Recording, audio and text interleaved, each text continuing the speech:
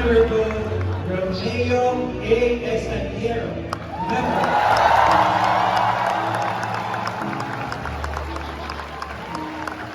And the Honorable, our Chairman of the Professional Regulatory Board of Civil Engineering, Honorable Roxanne P. Bernardo.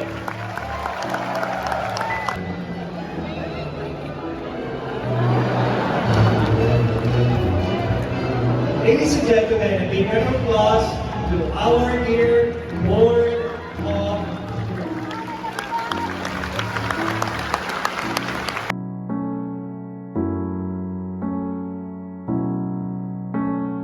passage.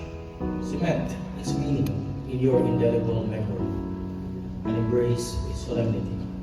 For this milestone marks the end of your academic life and the beginning of your professional vocation. Generally accepted by the civil engineering profession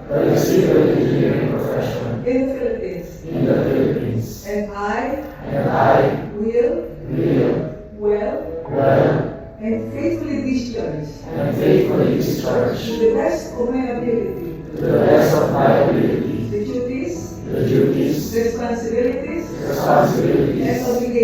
and obligations incumbent upon a legally authorized civil engineer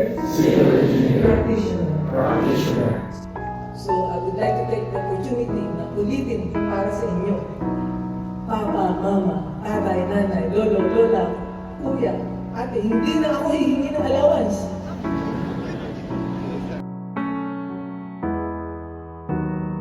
Let me walk you through our civil engineering law, Republic Act number 544.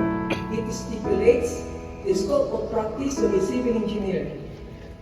It shall embrace services in the form of consultation, design, supervision of construction of streets, bridges, highways, railroads, airports and hangars, port works.